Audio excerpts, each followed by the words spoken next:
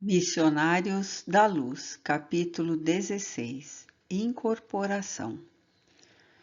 Prosseguindo em meus estudos sobre os fenômenos mediúnicos de variada expressão, sempre que meus serviços habituais me permitiam, regressava à crosta, aprendendo e cooperando no grupo em que Alexandre funcionava na qualidade de orientador. Minha frequência, porém, em virtude das obrigações por mim assumidas em nossa colônia espiritual, não podia ser assídua, razão por que procurava aproveitar as mínimas oportunidades a fim de enriquecer as minhas experiências. Em uma das reuniões a que compareci, um dos cooperadores de nossa esfera aproximou-se do compassivo instrutor e pediu humilde: nossos companheiros encarnados, em solicitações sucessivas, insistem pela vinda do irmão Dionísio Fernandes, atualmente recolhido, como sabeis, em uma organização de socorro.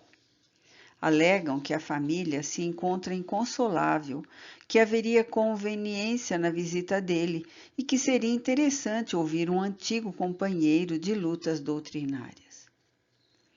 Enquanto Alexandre ouviu em silêncio o simpático colaborador, prosseguiu, depois de ligeira pausa. Estimaríamos receber a devida autorização para trazê-lo. Poderia incorporar-se na organização mediúnica de nossa irmã Otávia e fazer-se ouvir, de algum modo, diante dos amigos e familiares. O mentor pensou durante alguns momentos e redarguiu: não tenho qualquer objeção pessoal em face da providência que você sugere, meu caro Euclides. Entretanto, embora se constitua o nosso grupo de cooperadores encarnados, de excelentes amigos, não os vejo convenientemente preparados para o integral aproveitamento da experiência. Sobrem quase todos eles na investigação e no raciocínio, o que lhes falta em sentimento e compreensão. Colocam a pesquisa muito acima do entendimento, e como você sabe, as organizações mediúnicas não são filtros mecânicos. Além disso, Dionísio conta com reduzido tempo em nossa esfera. Ainda não pôde nem mesmo retirar-se do asilo que o acolheu em nosso plano.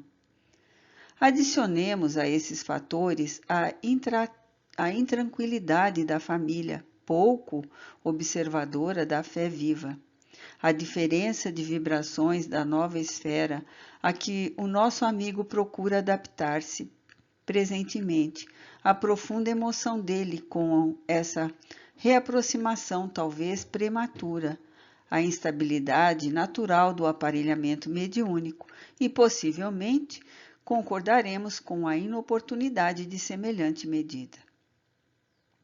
Euclides, o interlocutor, advogando o pedido veemente do círculo, não se desencorajou e insistiu. Reconheço que a vossa palavra é sempre ponderada e amiga. Concordo em que não alcançaremos o objetivo desejado. Todavia, reitero-vos a solicitação. Ainda mesmo que o fato não ultrapasse a feição de simples experiência. É que existem irmãos esforçados aos quais muito devemos aqui no trabalho do bem diário ao próximo sofredor e sentiremos felicidade em demonstrar-lhes o testemunho do nosso reconhecimento e estima sincera. Alexandre sorriu com a generosidade que lhe era característica e observou: só possuo razões para endossar seus pedidos. E já que você insiste na providência para atender aos companheiros que se sentem igualmente credores de sua confiança e estima, pode avisá-los de que Dionísio virá. Eu mesmo cuidarei de trazê-lo pessoalmente. E como Euclides agradasse, tocado de imensa alegria, Alexandre encerrou a conversação acrescentando: faça a promessa para a noite de amanhã. É sempre mais fácil dar com alegria que receber com acerto. Afastamo-nos. Por que o interrogasse quanto ao processo fenomênico da incorporação, o benigno instrutor esclareceu de boa vontade. Mediunicamente falando, as medidas são as mesmas adotadas nos casos de psicografia comum, acrescentando-se, porém, que necessitaremos proteger com especial carinho o centro da linguagem na zona motora, fazendo refletir nosso auxílio magnético sobre todos os músculos da fala, localizados ao longo da boca, da garganta, laringe, tórax e abdômen. Atendendo-me às interpelações, o instrutor relacionou diversas elucidações de ordem moral, alusivas ao assunto, comentando as dificuldades para difundir nos corações terrenos os valores da consolação legítima, em virtude das exigências descabidas da pesquisa intelectual. Admirava-lhe a sabedoria profunda e a sublime compreensão das fraquezas humanas, quando atingimos a instituição de socorro a que Dionísio se recolhera, em plena região inferior, não muito distante da crosta terrestre. Entendendo-se com os espíritos do bem, consagrados aos serviços do amor cristão, em zonas semelhantes, conduziu-me à presença do recém-desencarnado, que se mantinha sob forte excitação. Dionísio, falou-lhe Alexandre bondoso após saudação usual. Lembra-se do nosso grupo de estudos espiritualistas? Como não? E com saudades, suspirou o interlocutor.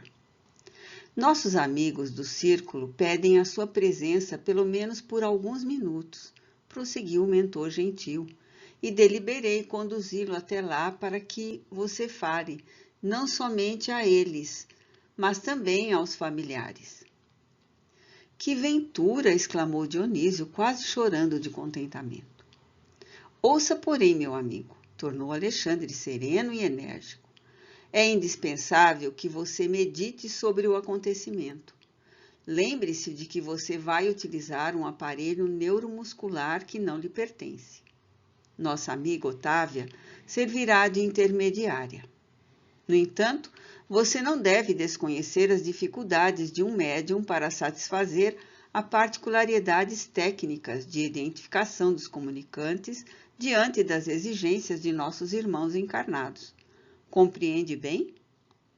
Sim, replicou Dionísio, algo desapontado. Estou agora no mundo da verdade e não devo faltar a ela. Recordo-me de que muitas vezes recebi as comunicações do plano invisível por meio de Otávia, com muitas prevenções, e não raro vacilei, acreditando-a vítima de inúmeras mistificações. Alexandre, muito calmo, observou. Pois bem, agora chegou a sua vez de experimentar. E se antigamente era tão fácil para você duvidar dos outros, desculpe a fraqueza dos nossos irmãos encarnados, caso agora duvidem de seu esforço. É possível que não alcancemos o objetivo. Entretanto, nossos colaboradores insistem pela sua visita e não devemos impedir a experiência. Antes que Dionísio se internasse em novas considerações, o interlocutor rematou. Concentre-se com atenção sobre o assunto, peça a luz divina em suas orações e espere-me. Conduzi-lo-ei em nossa companhia, deixando-o na residência da médium, com algumas horas de antecedência, para que você encontre facilidades no serviço de harmonização. Despedimo-nos em seguida, registrando efusivos agradecimentos do interlocutor. O caso interessava-me, por isso mesmo roguei a permissão de Alexandre para acompanhá-lo de mais perto. Autorizado a fazê-lo, seguiu o instrutor, que se dirigiu no dia seguinte à instituição a que Dionísio se recolhera, amparando-o convenientemente para a visita projetada. Com a gentileza de sempre, Alexandre guiou-nos até a moradia da médium Otávia, onde Euclides, o benevolente amigo da véspera, nos aguardava, cheio de atenções. O prestimoso mentor despediu-se com delicadeza extrema e, deixando-me em companhia dos novos colegas, acrescentou. A reunião dos companheiros encarnados terá início às 20 horas. Todavia, entre 18 e 19 horas, estarei aqui de regresso, a fim de acompanhá-los ao nosso núcleo de serviço. E fixando-me, concluiu bondosamente: aproveite a aproximação de Euclides, meu caro André. Um bom trabalhador tem sempre proveitosas lições a ensinar. Euclides, sorrindo, agradeceu comovido e conduzia-nos ao interior doméstico, quando Alexandre se afastava em outra direção. Detivemo-nos em um humilde aposento. Nesta parte da casa, explicou-nos o guia acolhedor. A nossa irmã Otávia costuma fazer meditações e preces. A atmosfera reinante aqui é, por isso, confortadora, leve e balsâmica. Estejam à vontade. Em vista de ser hoje um dos dias consagrados ao serviço mediúnico, terminará ela os trabalhos da refeição da tarde mais cedo, a fim de orar e preparar-se. Consultei o mostruário do grande relógio de parede, não longe de nós, que marcava precisamente 16 horas, e manifestei o desejo de ver a nossa irmã, que atuaria naquela noite como intermediária entre os dois planos. Deixando Dionísio no aposento a que se me referi, Euclides conduziu-me à pequena cozinha, onde uma senhora idosa se mantinha atenta à preparação de alguns pratos modestos. Tudo limpeza, ordem e harmonia doméstica. Notei-a, porém, algo pálida, abatida. Ouvindo minha inquirição discreta, o companheiro informou: Otávia é uma excelente colaboradora de nossos serviços espirituais, mas, pela força das provas necessárias à redenção, permanece unida a um homem ignorante e quase cruel. Enquanto o companheiro brutal está ausente, nas horas do ganha-pão, a casa é tranquila e feliz, porquanto a nossa amiga não oferece hospedagem às entidades perturbadoras da sombra. Todavia, quando o infeliz Leonardo penetra este pequeno domínio, a situação se modifica, porque o pobre esposo é um legítimo canteiro espinhoso no jardim deste lar. Faz-se acompanhar de perigosos elementos das zonas mais baixas. Não conseguiu ele identificar-se com a missão espiritualizante da esposa? Perguntei com interesse. Não, de modo algum, explicou Euclides, sem titubear. Não é novo para a compreensão elevada. Contudo, é teimoso nos erros que lhe são próprios. Permite que a consorte nos ajude, em vista da insistência de parentes consanguíneos dele, dedicados à nossa causa e que, influenciados por nós, não lhe permite afastá-la. A tarefa, porém, não é muito fácil, porque se Otávia é dócil aos espíritos do bem, o esposo é obediente aos cultivadores do mal. Basta, às vezes, traçarmos um programa construtivo com a colaboração dela para que Leonardo, cedendo aos portadores da treva, nos perturbe a ação, criando graves dificuldades. Percebendo que o abatimento da médium não me passava despercebido, Euclides acrescentou: Tão logo prometi ontem alegremente a vinda de Dionísio, desejoso de incentivar o bom ânimo dos amigos encarnados, contando com o concurso mediúnico de nossa irmã, piorou a situação psíquica do esposo imprevidente. Leonardo amanheceu hoje mais nervoso que de costume. Embebedou-se pouco antes do almoço, insultou a companheira humilde e chegou mesmo a infligir-lhes tormentos físicos. Assustada, a bondosa senhora sofreu tremendo choque nervoso que lhe atingiu o fígado, encontrando-se no momento sob forte perturbação gastrointestinal. Por isso, a alimentação dela foi muito deficiente durante o dia e não tem podido manter a harmonia precisa da mente para atender com exatidão aos nossos propósitos. Já trouxe diversos recursos de assistência, inclusive a cooperação magnética de competentes enfermeiros espirituais, para levantar-lhe o padrão das energias necessárias. E só por isso é que a pobrezinha ainda não tombou acamada, embora se encontre bastante enfraquecida, apesar de todos os socorros. Algo desapontado, Euclides considerou após curto silêncio. Como sabe, a harmonia não é realização que se improvise, e se nós, os desencarnados, devotados ao bem, estamos em luta frequente pela nossa iluminação íntima, os médiuns são criaturas humanas, suscetíveis às vicissitudes e aos desequilíbrios da esfera carnal. Oh, exclamei, fixando a pobre mulher. Não teremos alguém que a substitua? Ela está quase cambaleante. Todos os serviços exigem preparo, treinamento, observou meu interlocutor sensatamente. E não poderemos trazer alguém que faça as vezes de Otávia de um instante para outro. Não supõe que ela deveria ser feliz para ser mais útil? Indaguei. Quem sabe? Respondeu Euclides com intenção.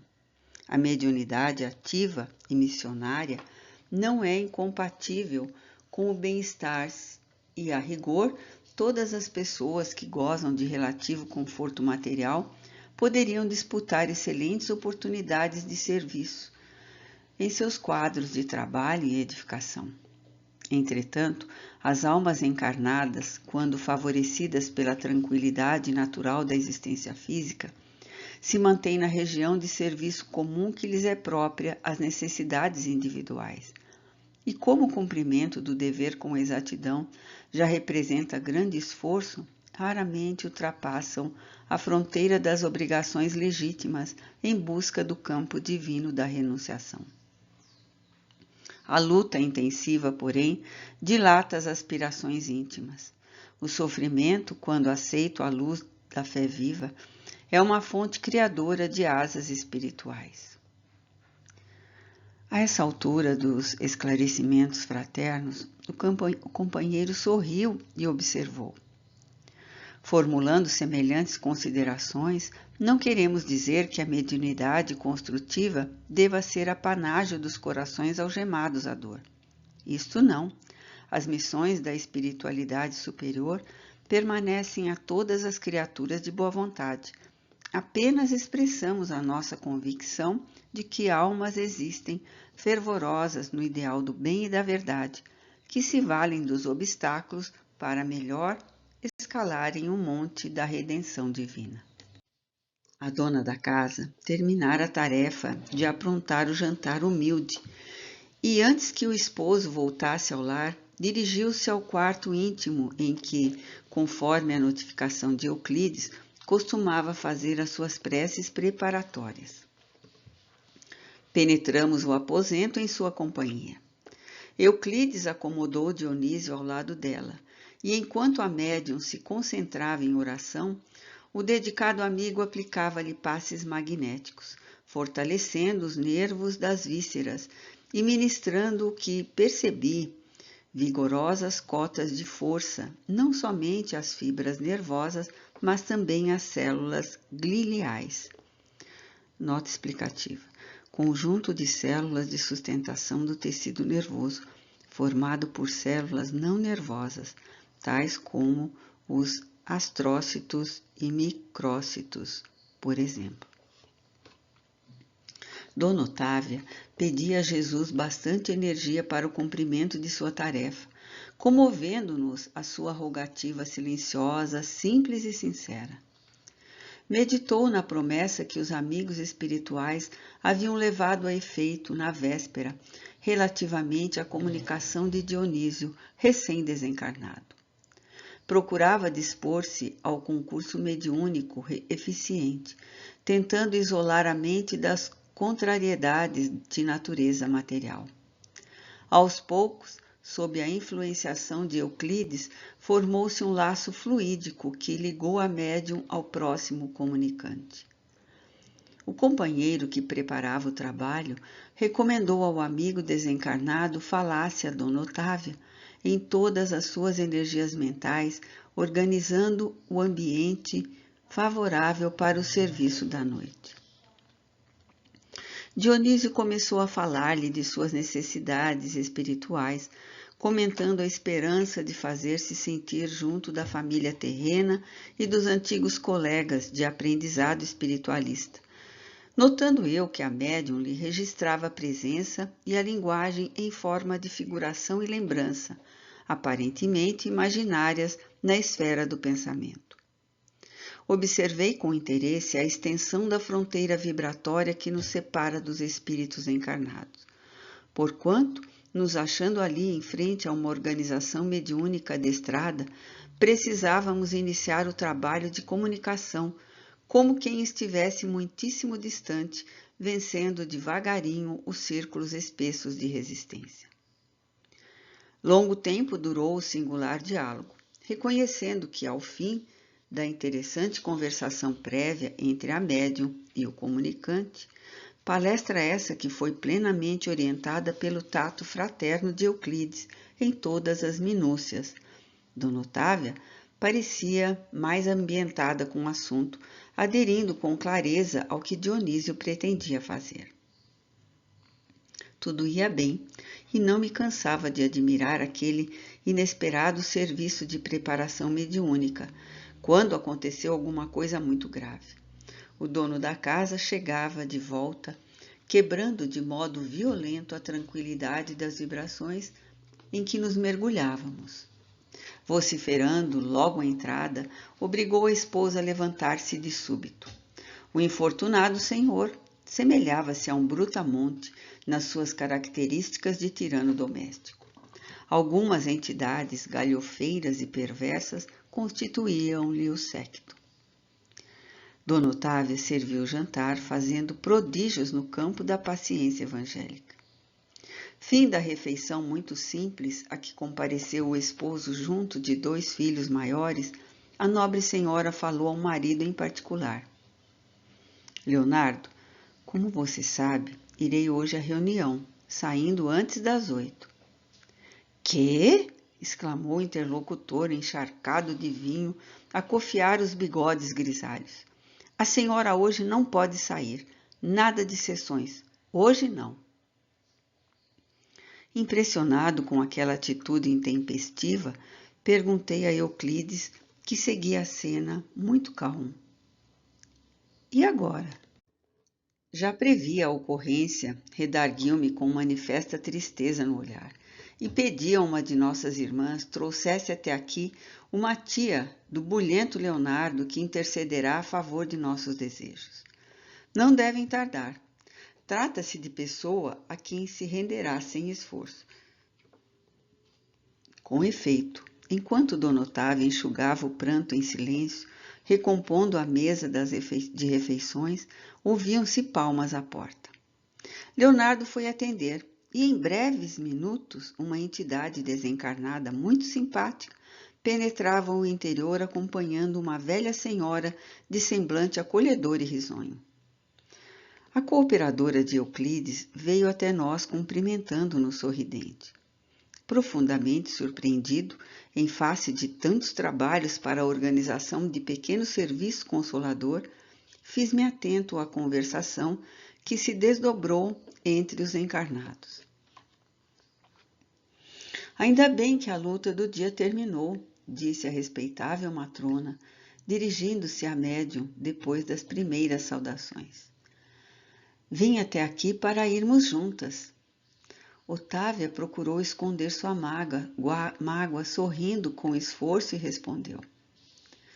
Ora, minha boa Georgina, hoje não posso. Leonardo está indisposto e pretende recolher-se mais cedo. Já sei, observou a visitante com carinho nas palavras e severidade nas atitudes, fixando o chefe da casa. Você, Otávia, tem compromisso e não pode faltar. Em seguida, levantou-se, tocou os ombros do sobrinho que se derramara no divã e falou-lhe com franqueza. Meu filho, que você se regale em prazeres e adie sua realização espiritual por imprevidência e má vontade, eu não posso impedir. Mas advirto-o, quanto aos deveres de sua mulher em nosso núcleo de iluminação, pedindo-lhe não se interponha entre ela e os desígnios superiores. Otávia é uma esposa exemplar, tem tolerado suas impertinências a vida inteira e já entregou ao seu espírito de pai 2 filhos maiores, rigorosamente educados na inteligência e no coração. Não lhe impeça agora o serviço divino. Poderia insurgir-me contra você, induzindo-a a resistir, mas prefiro avisá-lo de que a sua atuação contra o bem não ficará impune. Observei que as palavras da veneranda senhora eram emitidas conjuntamente com grandes jatos de energia magnética que envolviam Leonardo, obrigando-o a melhor raciocínio. Ele meditou por alguns momentos e respondeu vencido. Otávia poderá ir, quando quiser, desde que seja em sua companhia. A matrona agradeceu, estimulando-o no estudo das questões da espiritualidade. E quando se dispunha as 2 senhoras a tomar o caminho do grupo de estudos, chegou Alexandre de volta, a fim de acompanhar-nos por sua vez. Reconheci que o instrutor notou de relance o estado de abatimento da médium, percebendo as dificuldades que se opunham à prometida comunicação de Dionísio.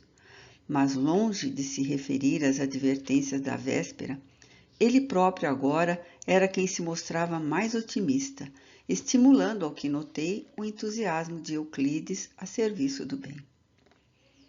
Atingimos o vasto salão daquela oficina de espiritualidade precisamente às 19h45. Como sempre, os trabalhadores de nosso plano eram numerosíssimos, nossos múltiplos trabalhos de assistência, preparação e vigilância.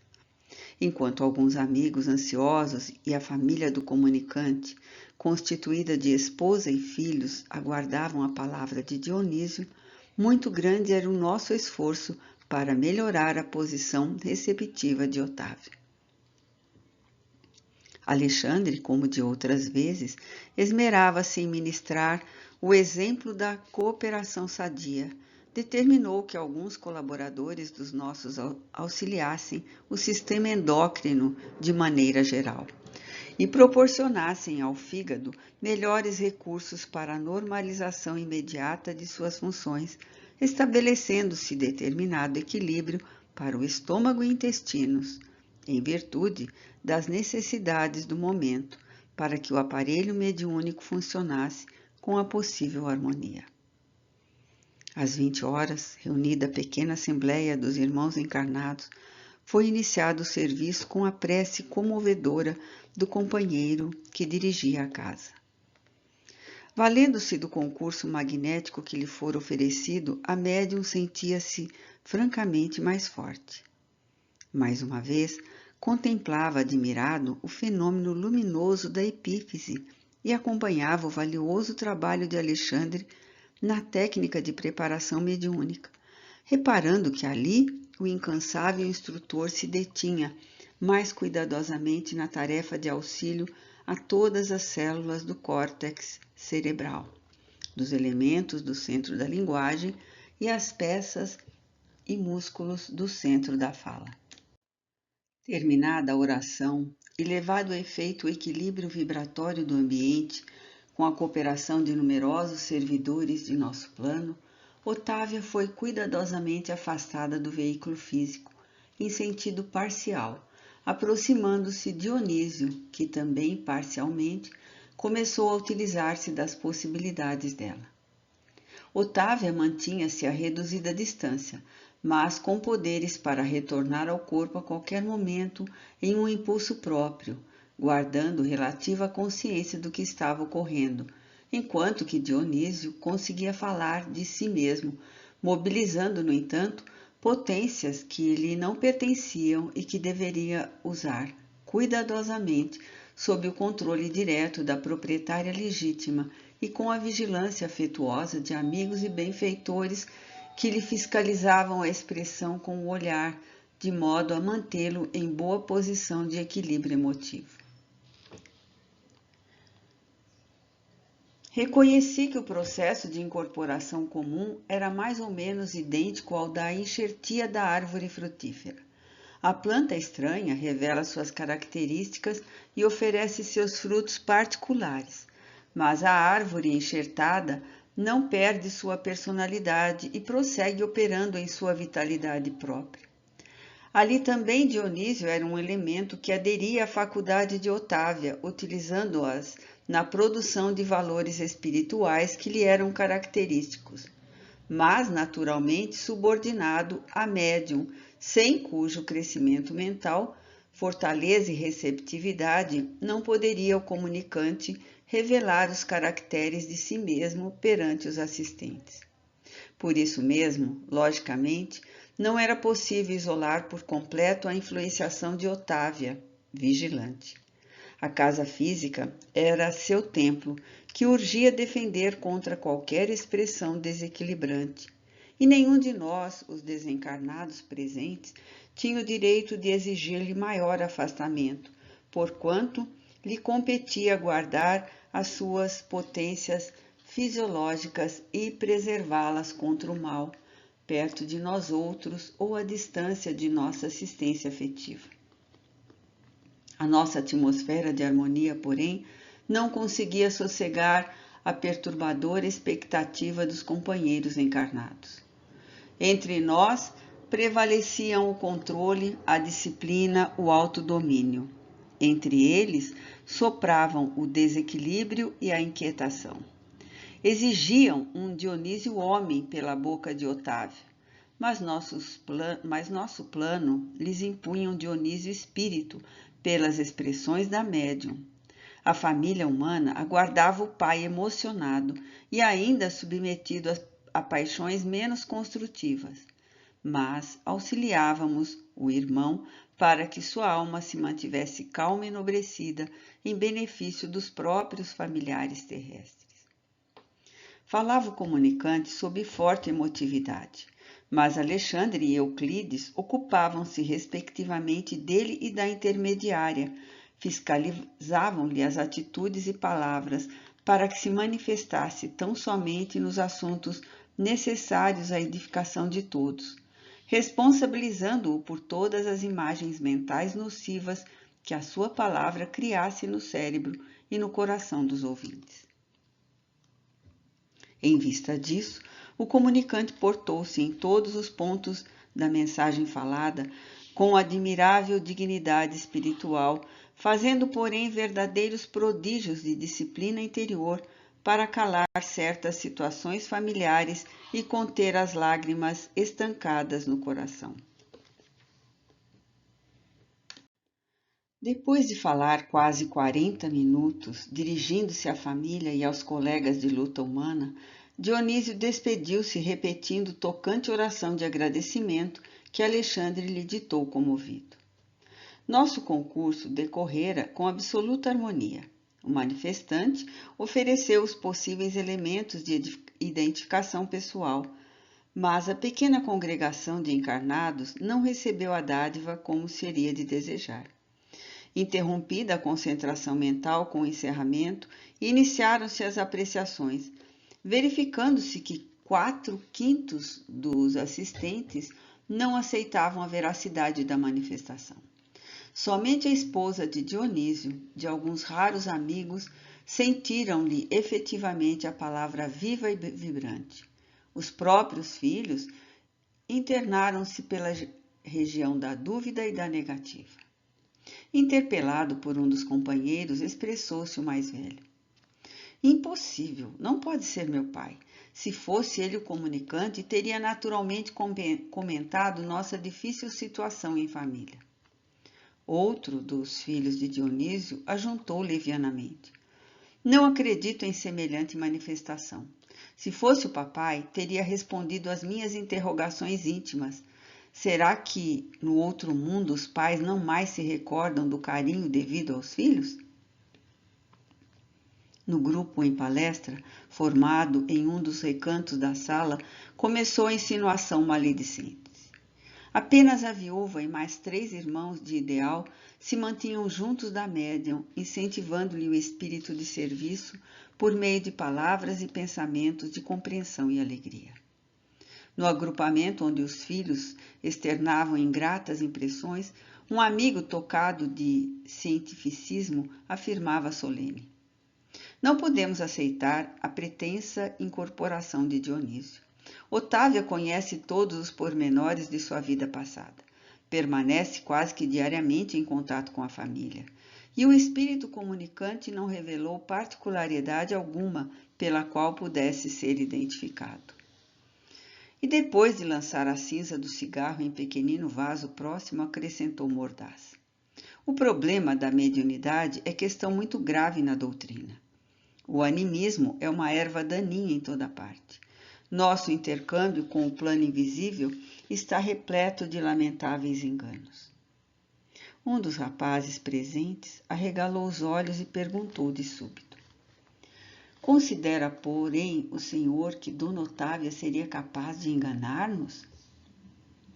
Não conscientemente, tornou o cientificista, com um sorriso superior. Entretanto, inconscientemente, sim.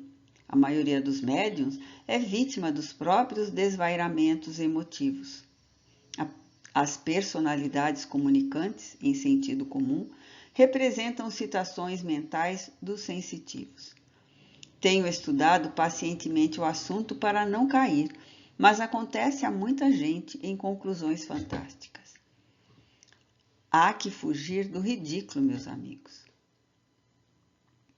Continuando a sorrir sarcástico, acentuava triunfante. As imersões do subconsciente nas hipnoses profundas conseguem desnortear os mais valentes indagadores. E como se as palavras difíceis e as referências preciosas representassem a derradeira solução do assunto, prosseguia enfático. A fim de corrigir os desdobramentos da imaginação no espiritismo, criou-se a metapsíquica para dirigir as nossas pesquisas intelectuais e não podemos esquecer que o próprio Richer morreu duvidando. Não lhe bastaram dezenas de anos consecutivos no estudo sistemático dos fenômenos. As próprias materializações não lhe asseguraram a certeza da sobrevivência. Portanto, a reduzida assembleia escutava-lhe a palavra importante como se ouvisse um oráculo infalível. Em outro recanto do salão, comentava-se o mesmo assunto discretamente. Não acredito na veracidade da manifestação, afirmava em voz baixa uma senhora relativamente moça, dirigindo-se ao marido e às amigas. Afinal de contas, a comunicação primou pela banalidade, nada de novo. Para mim, as palavras de Otávia procedem dela mesma. Não senti qualquer sinal concludente com respeito à possível presença do nosso velho amigo.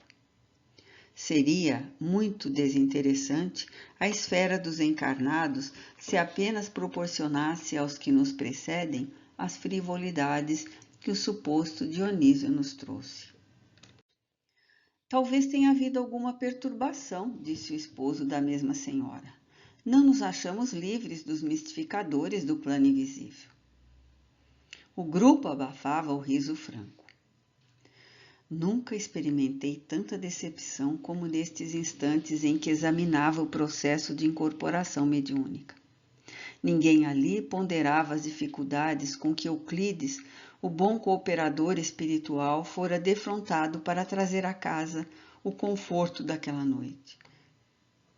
Ninguém ponderava sobre a luta que o acontecimento representava para a própria médium, interessada em servir com amor na causa do bem.